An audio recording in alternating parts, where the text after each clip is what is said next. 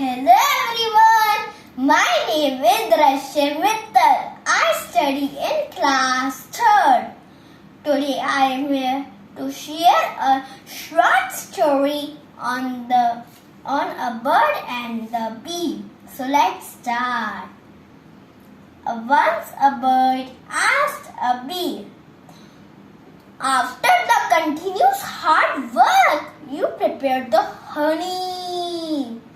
But a man steals the honey. Don't you feel sad?" Then the bee replied, "Never! Because a man can steal my honey, but not my art of making honey or my hard work." Wow!